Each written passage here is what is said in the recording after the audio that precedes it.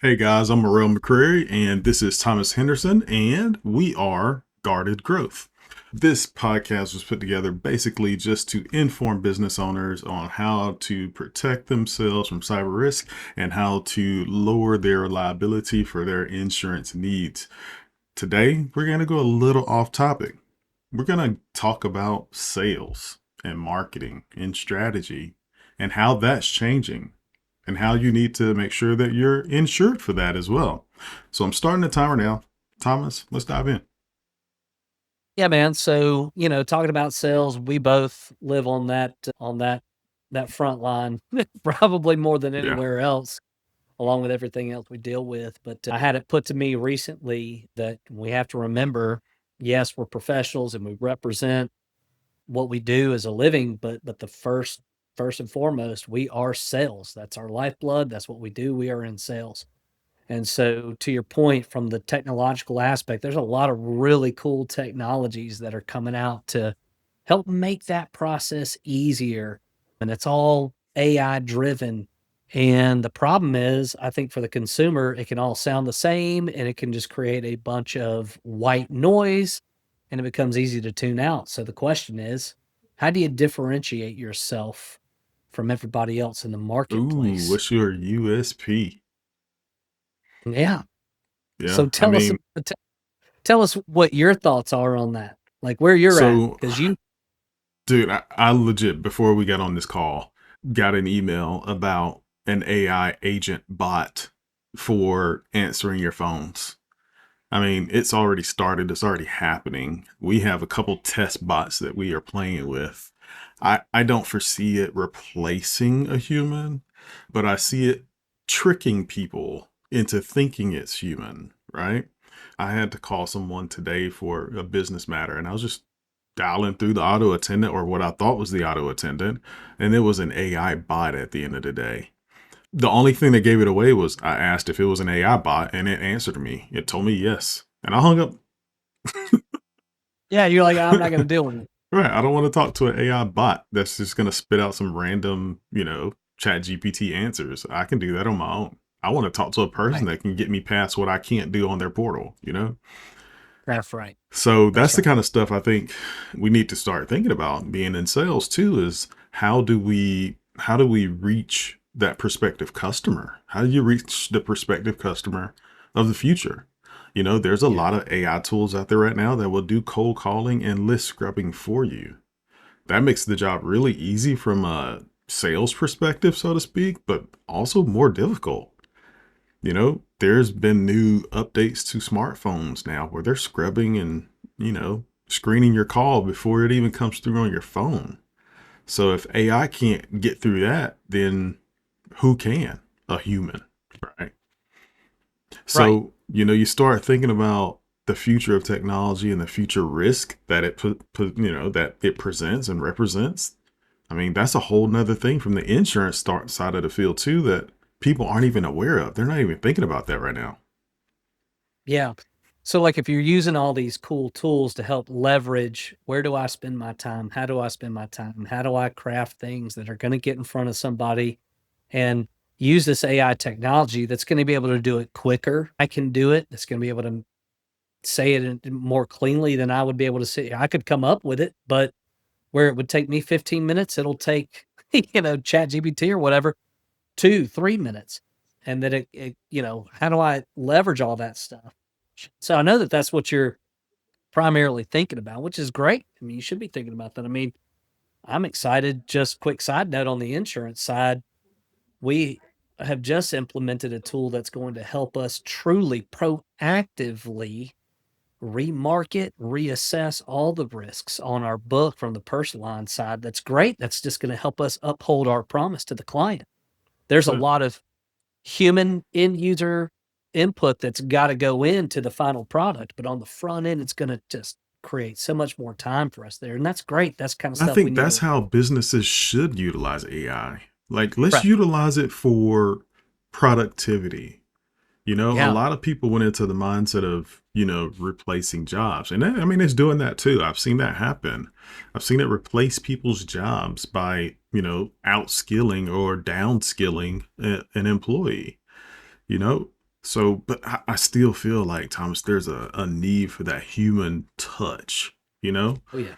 At any given time, we've got two people on the front desk answering a phone live. No AI chat bots. None of that. Even on our website, we have a live person on that link in the Yeah. chat bot, you know? And I've designed multiple different AI chat bots and calling bots. They're just not the same. No, they're not at all. And that's at the end of the day, most people, especially when you're dealing with professional services, are going to want that human interaction. For sure. They're Especially when you're going to, dealing with something like insurance or IT or accounting. You don't want to talk to a bot. You might want to yeah, ask your chat GPT some questions that you should be asking that provider, but I wouldn't want a bot to set me up with a new IT firm, you know? It would be weird. yeah. Well, you think about a very nuanced situation. I'm dealing with this, and this is how it's different from all the other elements of what you typically deal with. And you ask that to an AI bot, who knows what you're going to get back? I mean, I can't stand the service AI bots where it's like, I had to call it for Walmart recently because I purchased a gift card. It didn't get activated. Long story short, the Walmart AI bot was like, I can get you the number to, who I needed to call. Would you like that number? I was like, yes. I can get you the number. Would you like it? Yes. You stuck in the loop. I was like, That yeah. thing was So hallucinating on you. and so then the bot was like, hold on while I get you that number. Okay. And like 15 seconds go by and it comes back and says, I can't seem to locate that number. You'll have to go to their website. And I was like, my good. So Yeah, there's still yeah, all kinds of clunkiness there. And to your point, leverage this AI stuff. It's here to stay. I think yeah. there's a But really pick good pick a application. lane for it. That's right. That's right. And Be and from a smart. security standpoint, make it stay in its own lane too. Yeah, that's exactly right. That's exactly right. I mean, it's so Yeah, I much mean, risk out there with it. People just that's the freely thing. giving it information too. That's the thing. And you've got to have good guardrails on your system with that. And that starting this conversation off on the sales thing, I mean, that's your lifeblood. That's how you make your money. Right. That's how you feed your people. That's how your people keep their people fed. And all that's great. You should be focused on that. But you can't get so far out in front that you forget these other protective elements. In other words, IT security measures. How are we safeguarding that with good insurance protocols, policies that are built off of, which is what you and I are symbiotic in, loss control measures, right? Loss I prevention would and loss imagine at control. some point, like your cybersecurity insurance policies are going to have to start including clauses about AI and usage, and They already have. Yep. we are already starting to see an uptick in people asking about, acceptable use policies around AI for their company. Yeah.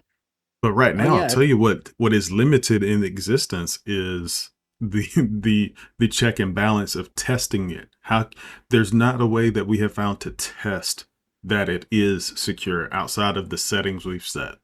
And I know that sounds weird, but a lot of things in IT you can do a check and a balance, right? Let me Right. turn this on. We're gonna test it and see if it works.